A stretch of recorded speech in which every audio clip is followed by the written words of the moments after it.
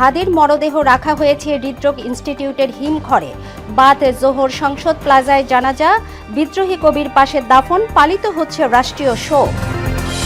হাদি হত্যায় জাতিসংঘের উদ্বেগ, নিরপেক্ষ ও স্বচ্ছ তদন্তের আহ্বান। বাংলাদেশের অভ্যন্তরীণ বিষয়ে হস্তক্ষেপ করবে না ভারত, বিচার দাবিতে উত্তাল দেশ। দেশে ফিরতে ট্রাভেল পাস পেলেন তারেক রহমান। খালেদা জিয়ার শারীরিক অবস্থা স্থিতিশীল, জানালেন AZM জাহিদ।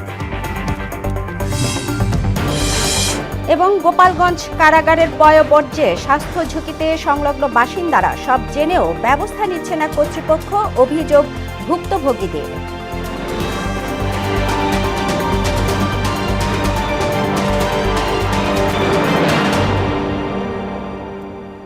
আসসালামু আলাইকুম, সবাইকে মোহনা সংবাদে স্বাগত। শুনছিলেন শিরোনাম, পুরো সংবাদে আপনাদের সাথে আছি তাবশির আলী জা। ঢাকায় এসে পৌঁছেছে বিপ্লবী ওসমান হাদির মরদেহ। শুক্রবার সন্ধ্যা 5:50 বিমানবন্দরে অবতরণ করে তার মরদেহ বহনকারী বাংলাদেশ বিমানের একটি ফ্লাইট। সেখান থেকে মরদেহ নেওয়া হয় জাতীয় হৃদরোগ ইনস্টিটিউটের হিমঘরে। দুপুর 2টায় জাতীয় সংসদ ভবনের দক্ষিণ প্লাজায় জানাজা শেষে ওসমান হাদি চিরনিদ্রায় শায়িত হবেন বিদ্রোহী কবির পাশে। শামীমুজ্জামান চৌধুরীকে সঙ্গে নিয়ে MR আসাদের প্রতিবেদন। ওসমান বিন হাদিকে হত্যার প্রতিবাদ আর হত্যার বিচারের দাবিতে উত্তাল হয়ে ওঠে রাজধানীর শাহবাগ মোড়। এমনকি হাদি হত্যার বিচার প্রক্রিয়ার রূপরেখা ঘোষণা না করা পর্যন্ত কর্মসূচি অব্যাহত রাখার কথা বলেছেন আন্দোলনকারীরা। জুমার নামাজের পর থেকেই সেখানে বিক্ষুব্ধ ছাত্র জনতা জড়ো হতে থাকেন। এরপর বেলা বাড়ার সঙ্গে সঙ্গে লোক সমাগম বাড়ে এবং বিকেলে শাহবাগে শুরু হয় আধিপত্যবাদ বিরোধী সমাবেশ। সিঙ্গাপুরের চাঙ্গি আন্তর্জাতিক বিমানবন্দর থেকে বিমান বাংলাদেশ এয়ারলাইন্সের একটি ফ্লাইটে ওসমান হাদির মরদেহ পৌঁছায় শাহজালাল বিমানবন্দরে। সন্ধ্যা 6টায় ফ্লাইটটি বিমানবন্দরে অবতরণ করে। পরে শাহজালাল আন্তর্জাতিক বিমানবন্দর থেকে তার মরদেহ জাতীয় হৃদরোগ ইনস্টিটিউটের হিমঘরে নেওয়া হয়। সেখানে হাদির জানাজা সহ সার্বিক বিষয়ে ব্রিফ করেন ডাক্তার মোহাম্মদ আব্দুল আহাদ। আপনারা শান্তভাবে শহীদ ওসমান হাদি ভাইয়ের রক্তের যে শপথ নিয়েছেন, আপনারা সুশৃঙ্খলভাবে আমাদের দাবি আদায়ের জন্য মাঠে থাকবেন। কেউ যাতে কোনো ধরনের কোনো স্যাবোটেজ করে আমাদের ঐক্য বিনষ্ট না করতে পারে। এ সময় তিনি জানান, কাল জানাজা শেষে কাজী নজরুল ইসলামের পাশে সমাহিত করা হবে ওসমান হাদিকে। আগামীকালকে জানাজার নামাজের পরে তাকে আমাদের জাতীয় কবি নজরুল ইসলামের কবরের পাশে তাকে শায়িত করা হবে। এর আগে সন্ধ্যায় ইনকালাব মঞ্চের ফেসবুক পেজে জানানো হয়, পরিবারের দাবিতে শহীদ ওসমান হাদিকে বিদ্রোহী কবির পাশে সমাহিত করার সিদ্ধান্ত নেওয়া হয়েছে। MR আসাদ, মোহনা সংবাদ, ঢাকা। ইনকিলাব মঞ্চের মুখপাত্র শরীফ ওসমান বিন হাদির মৃত্যুতে আজ একদিনের রাষ্ট্রীয় শোক পালিত হবে। এ উপলক্ষে দেশের সব সরকারি, আধা সরকারি, স্বায়ত্তশাসিত প্রতিষ্ঠান, শিক্ষা প্রতিষ্ঠান সহ বিদেশে বাংলাদেশ মিশনগুলোতে অর্ধনমিত থাকবে জাতীয় পতাকা। এর আগে বৃহস্পতিবার রাতে জাতির উদ্দেশ্যে দেয়া ভাষণে ওসমান হাদির মৃত্যুতে একদিনের রাষ্ট্রীয় শোক পালনের ঘোষণা দেন অন্তর্বর্তী সরকারের প্রধান উপদেষ্টা অধ্যাপক ডক্টর মোহাম্মদ ইউনূস। ইনকিলাব মঞ্চের মুখপাত্র শরীফ ওসমান হাদির মৃত্যুতে প্রতিবাদ ও অভিযুক্তদের গ্রেপ্তারের দাবিতে সারা দেশে বিক্ষোভ ও সড়ক অবরোধ করেছে ছাত্র জনতা। প্রতিনিধিদের তথ্যে ডেস্ক রিপোর্ট। ইনকিলাব মঞ্চের মুখপাত্র ওসমান হাদিকে হত্যার প্রতিবাদে সুনামগঞ্জে বিক্ষোভ মিছিল ও সমাবেশ করেছে ছাত্র জমিয়ত বাংলাদেশ ও ছাত্রশক্তি। ওসমান হাদিকে হত্যার প্রতিবাদে ও স্বরাষ্ট্র উপদেষ্টা জাহাঙ্গীর আলমের পদত্যাগের দাবিতে হবিগঞ্জে বিক্ষোভ মিছিল ও সড়ক অবরোধ করেছে ছাত্র জনতা। ওসমান হাদির হত্যাকারীদের দ্রুত বিচার ও ভারতীয় সকল আধিপত্যবাদ বন্ধের দাবিতে চাঁপাইনবাবগঞ্জ জেলার 5 উপজেলায় বিক্ষোভ মিছিল অনুষ্ঠিত হয়েছে। ইনকিলাব মঞ্চের মুখপাত্র ও ঢাকা 8 আসনের স্বতন্ত্র প্রার্থী শরীফ ওসমান হাদির হত্যার প্রতিবাদে বিক্ষোভ মিছিল করেছে নাটোরের গুরুদাসপুর উপজেলা জামায়াতে ইসলামী। ওসমান হাদির মৃত্যুর প্রতিবাদে নরসিংদীতে ঢাকা সিলেট মহাসড়ক অবরোধ করে বিক্ষোভ করেছে ছাত্র জনতা। ইনকিলাব মঞ্চের মুখপাত্র শরীফ ওসমান হাদির মৃত্যুর ঘটনায় প্রতিবাদ জানিয়ে জামালপুরের রেলপথ ও সড়ক অবরোধ করেছে ছাত্র জনতা।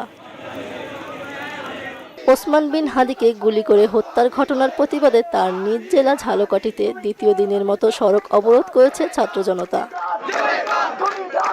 নোয়াখালীতে শরীফ ওসমান হাদিকে হত্যার প্রতিবাদ ও খুনিদের ফাঁসির দাবিতে বিক্ষোভ মিছিল করেছে বাংলাদেশ জামায়াতে ইসলামী কবুরহাট উপজেলা। মাহমুদা আক্তার, মোহনা সংবাদ। ওসমান হাদির হত্যাকাণ্ডে গভীর উদ্বেগ জানিয়েছে জাতিসংঘ। একই সঙ্গে এই হত্যাকাণ্ডের কারণ অনুসন্ধানে বাংলাদেশ সরকারকে দ্রুত, নিরপেক্ষ ও স্বচ্ছ তদন্তের আহ্বানও জানিয়েছে সংস্থাটি। এক বিবৃতিতে মানবাধিকার কমিশনার ভলকার তুর্ক দেশে শান্তি বজায় রাখা এবং দায়ীদের জবাবদিহিতা নিশ্চিত করার উপরও জোর দেন। জেনেভা থেকে পাঠানো ওই বিবৃতিতে জাতিসংঘের মানবাধিকার কমিশনার এসব কথা বলেন। এদিকে বাংলাদেশের চলমান পরিস্থিতি নিবিড়ভাবে পর্যবেক্ষণ করলেও অভ্যন্তরীণ রাজনৈতিক বিষয়ে কোনো ধরনের হস্তক্ষেপ করবে না ভারত। এক বিবৃতিতে এমনটাই জানিয়েছে নয়াদিল্লিতে অবস্থিত Bangladesh high commission. Bangladesh high কমিশনের মুখপাত্র এক বিবৃতিতে একথা জানান। দুই গণমাধ্যমে হামলায় উদ্বেগ প্রকাশ করেছেন প্রধান উপদেষ্টা ডক্টর মোহাম্মদ ইউনূস। পত্রিকা দুটির সম্পাদকের সঙ্গেও কথা বলে তাদের পাশে থাকার আশ্বাসও দেন তিনি। এদিকে এক বিবৃতিতে ছায়ানটে হামলার ঘটনায় জড়িতদের আইনের আওতায় আনা হবে বলে জানিয়েছেন সংস্কৃতি উপদেষ্টা। ঘটনাস্থলে এখনও ভিড় করছেন উৎসুক জনতা। রিপোর্ট করছেন মুদাসির আলী।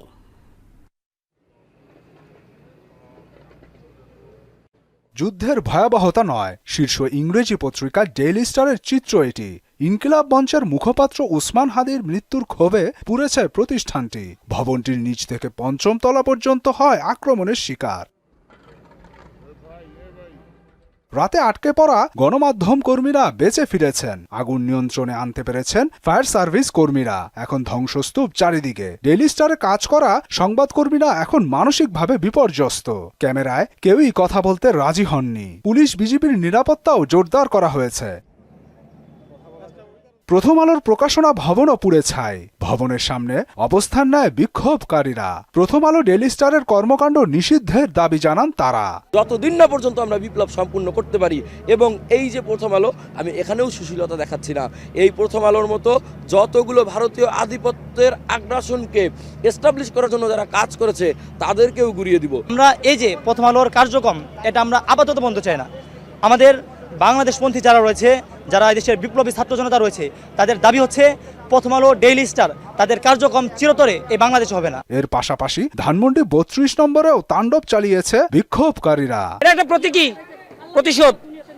এই প্রতিশোধ কিন্তু আমরা আওয়ামী লীগের বাড়িতে বাড়িতে গিয়ে করতে পারি, কিন্তু আমরা করবো না। আমরা সন্ত্রাস না। শেখ হাসিনা যত খান বসে, যত কলকাঠি নাড়াবে, যত মাস্তানি করবে, আমরা তত শক্ত হব। ছায়ানট সাংস্কৃতিক ভবনও হয় আক্রমণের শিকার। শিক্ষার্থী ও অভিভাবকরা মানসিকভাবে ভেঙে পড়েন। তো আমি যখন সকালবেলা শুনলাম যে এখানে এরকম হামলা হয়েছে, তখন আমার খুব কষ্ট লেগেছে। একটা শিক্ষা প্রতিষ্ঠান এবং সাংস্কৃতিক আয়োজন যেখানে হয়, তো সেখানে আসলে এই হামলাগুলির কারণটা আমাদের একটু আসলে চিন্তা করা দরকার। আমি দেখলাম যে আমার স্কুল তছনছ অবস্থা, খুব খারাপ। আমি নিতে পারছি না। আমি আমার মেয়েদের হৃদয় ভেঙে গেছে।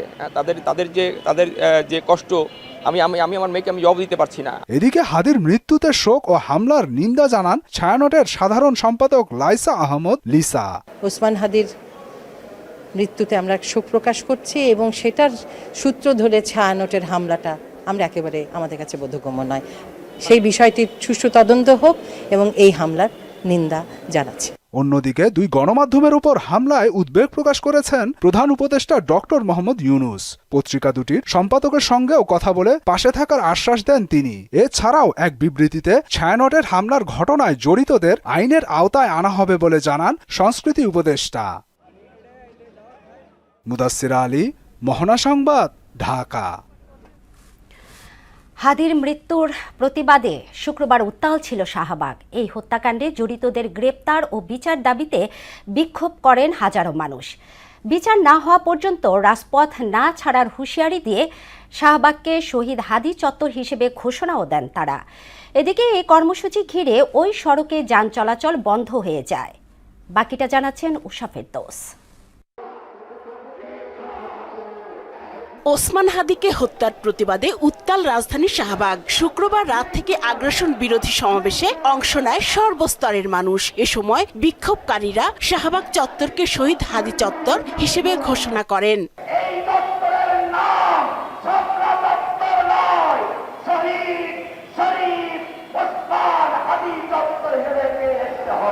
জুমার সময় শাহবাগ মোড়ে নামাজ আদায় করেন আন্দোলনকারীরা। পরে মোনাজাতে নিহত শরীফ ওসমান হাদির জন্য দোয়া করা হয়। ভারতের আধিপত্যের বিরুদ্ধে কথা বলার কারণে তাকে হত্যা করা হয়েছে। হাদি ভাইয়ের খুনি কিভাবে দেশের বাইরে গেল, তাকে দেশের বাইরে থেকে ধরে এনে আমরা বিচারের আওতায় আনতে চাই, যাতে বিচার আমরা দেখতে চাই। খুনিকে যদি নাই ধরতে পারে, দেশের মানুষকে যদি নিরাপত্তা নাই দিতে পারে, ওই স্বরাষ্ট্র উপদেষ্টার এই গদিতে থাকার কোনো মানে নাই।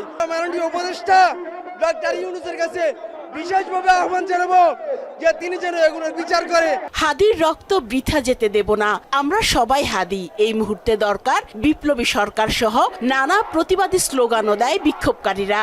এই লড়াই ন্যায়ের লড়াই, অন্যায়ের বিরুদ্ধে লড়াই। ততক্ষণ মনে না হবে তারা স্পষ্ট কোনো সমাধানের না নিয়ে আসতেছে, ততক্ষণ আমরা এখানে অবস্থান করব। হাদিকে যারা মেরেছে তারা ভারতে আশ্রয় নিয়েছে, আর তারা কেন ভারতে আশ্রয় নয়?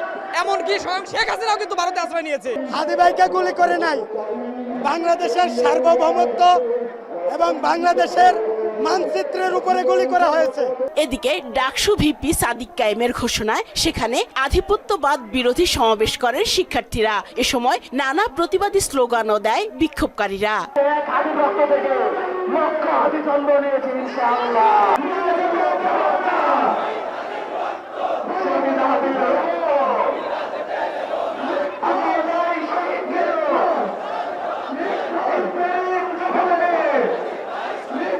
সমাবেশে ঢাকা বিশ্ববিদ্যালয় সহ বিভিন্ন শিক্ষা প্রতিষ্ঠানের শিক্ষার্থীদের পাশাপাশি নানা সামাজিক ও সাংস্কৃতিক সংগঠনের নেতাকর্মী সহ সাধারণ মানুষও অংশ নেয়। এতে ওই সড়কে যান চলাচলও বন্ধ হয়ে যায়। উষা ফেরদৌস, মোহনা সংবাদ, ঢাকা। দেশে ফিরতে ট্রাভেল পাস হাতে পেয়েছেন বিএনপির ভারপ্রাপ্ত চেয়ারম্যান তারেক রহমান। শুক্রবার বিকেলে নিজের ফেসবুকে দেয়া এক পোস্টে এ খবর নিশ্চিত করেছেন তার মেয়ে জাইমা জার্নাস রহমান। বিএনপির ভারপ্রাপ্ত চেয়ারম্যান প্রায় 18 বছর লন্ডন থাকার পর 25 ডিসেম্বর দেশে ফিরবেন। সেজন্য বৃহস্পতিবার ট্রাভেল পাস নিতে দূতাবাসে আবেদন করেন। পরে শুক্রবার সেই ট্রাভেল পাস হাতে পান তিনি। খালেদা জিয়ার শারীরিক অবস্থা স্থিতিশীল বলে জানিয়েছেন তার ব্যক্তিগত চিকিৎসক ও বিএনপির স্থায়ী কমিটির সদস্য ডাক্তার AZM জাহিদ হোসেন। শুক্রবার বিকেলে রাজধানীর এভার কেয়ার হাসপাতালের সামনে সাংবাদিকদের তিনি এ কথা বলেন।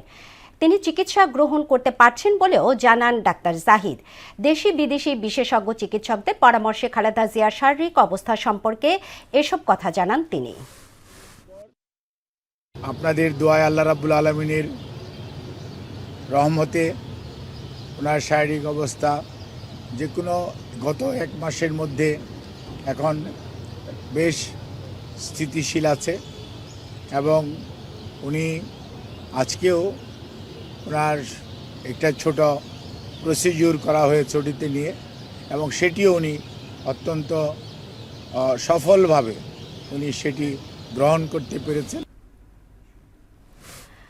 কর্তৃপক্ষের অব্যবস্থাপনায় চরম স্বাস্থ্য ঝুঁকিতে গোপালগঞ্জ জেলা কারাগার সংলগ্ন বাসিন্দারা। কারাগারের পয়ঃবর্জ্য মিশছে লোকালয়ের জলাশয় এবং ফসলি জমিতে। তীব্র দুর্গন্ধ আর মশা মাছির উপদ্রবে অতিষ্ঠ অন্তত 2 শতাধিক পরিবার।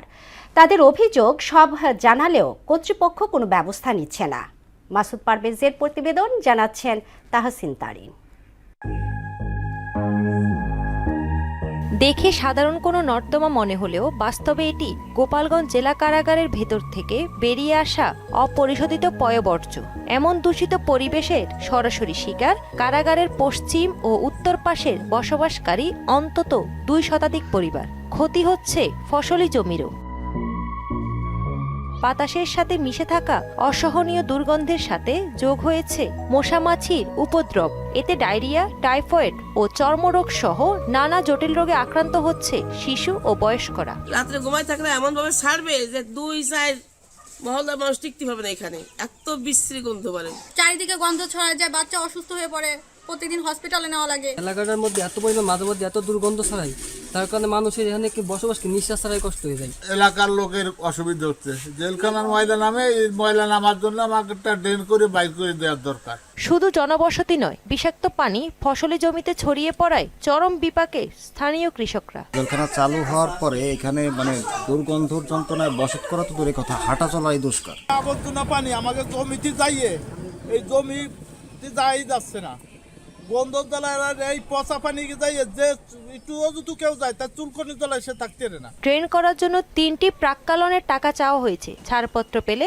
গণপূর্ত বিভাগ টেন্ডার করে দ্রুত কাজ শুরু করবে বলে আশ্বাস দিলেন জেল সুপার। 3টা প্রাক্কলনের টাকা চাওয়া হয়েছে 3 সাইডে ড্রেন করার জন্য। প্রশাসনিক অনুদান এখনো তো আসে নাই, প্রশাসনিক অনুদান হয়তো আসবে, সামনের মিটিং এ আসবে। ওইটার টাকা ছাড়পত্র পাইবে, তারপরে গণপূর্ত ওটার আপনার করবে, ওই আপনার টেন্ডার করে গণপূর্ত কাগজাদেশ দিয়ে ঠিকাদারের মাধ্যমে কাজ করাবে।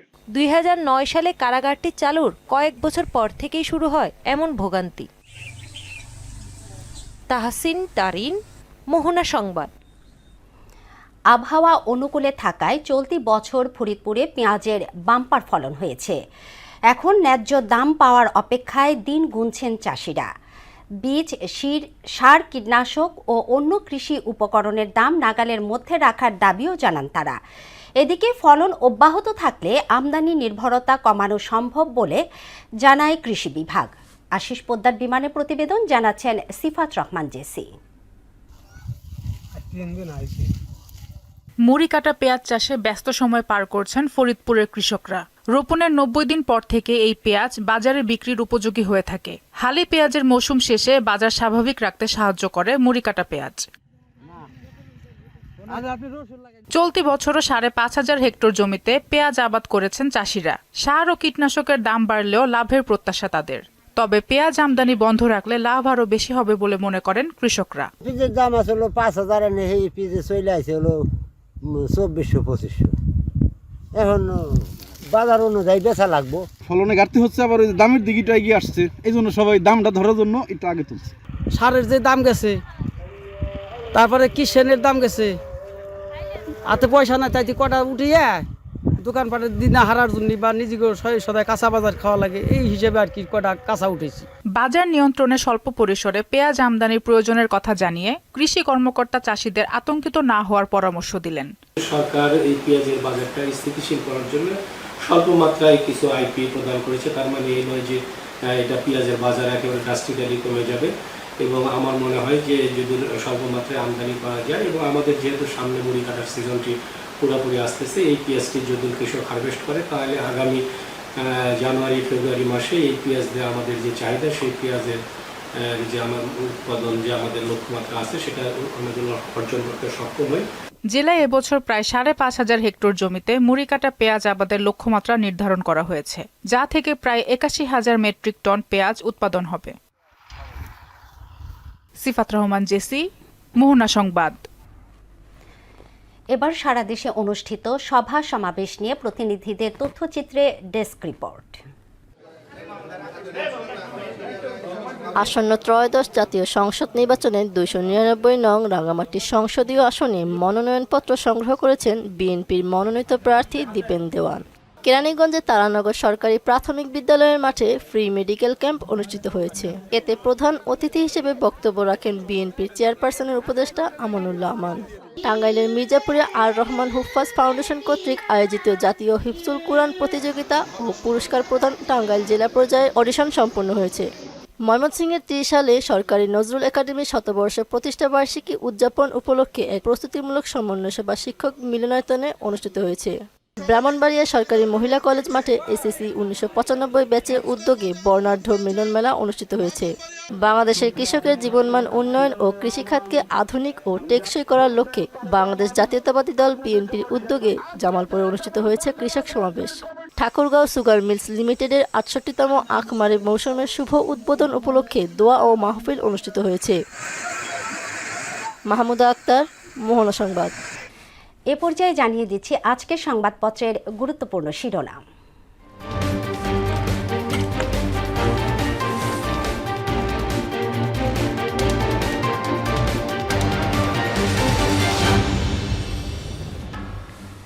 প্রথম আলো শিরোনাম। প্রথম আলো ডেইলি স্টার আক্রান্ত, হাদির মরদেহ দেশে, আজ জানাজা শেষে দাফন। সরকার আপনাদের পাশে আছে, 2 সম্পাদকের সঙ্গে প্রধান উপদেষ্টার ফোন আলাপ। এরপরে দৈনিক ইত্তেফাক শিরোনাম করেছে গণমাধ্যম কার্যালয় সাংস্কৃতিক প্রতিষ্ঠানে হামলা, অগ্নিসংযোগের তীব্র নিন্দা। বিচ্ছিন্ন উগ্র গোষ্ঠীর নব সহিংসতার বিরুদ্ধে সবাইকে সতর্ক থাকার আহ্বান সরকারের। লাল সবুজের কফিনে ফিরলেন হাদি। দৈনিক সমকাল শিরোনাম করেছে কফিন বন্দী হয়ে দেশে ফিরলেন হাদি, আজ অন্তিম বিদায়। গণমাধ্যমের ইতিহাসে কালো অধ্যায়। রাজনৈতিক দল, বিশিষ্ট ব্যক্তি, দেশি বিদেশি সংস্থার নিন্দা। এরপরে আছে বাংলাদেশ প্রতিদিন। দেশ জুড়ে চরম অস্থিরতা, পতাকায় মোড়া হাদির লাশ। তারেক রহমানের অপেক্ষায় দেশ। দৈনিক যুগান্তরের শিরোনাম জাতীয় পতাকা মোড়ানো কফিনে ওসমান হাদি, দেশের কাঁধে বিপ্লবীর লাশ। আইন শৃঙ্খলা পরিস্থিতির উন্নয়নে নতুন কৌশল, তফসিলে ঘোষিত সময়ে ভোট গ্রহণে অনড় ইসি। ওসমান হাদিকে হত্যার প্রতিবাদ, শাহবাগে জনতার ঢল। সর্বশেষ আছে the daily star. Daily star শিরোনাম করেছে আনভোট, mobs vandalise, torch the daily star, Prothom Alo offices in night long mayhem, 28 star journals rescued after being trapped for hours on rooftop. Osman Hadi brought home, funeral today. দর্শক, এই ছিল আজকের সংবাদপত্রের গুরুত্বপূর্ণ শিরোনাম। শেষ করছি মোহনা সংবাদ, তবে যাবার আগে শিরোনামগুলো আরও একবার।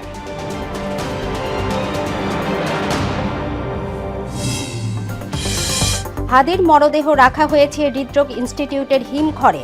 বাদ জোহর সংসদ প্লাজায় জানাজা, বিদ্রোহী কবির পাশে দাফন, পালিত হচ্ছে রাষ্ট্রীয় শোক।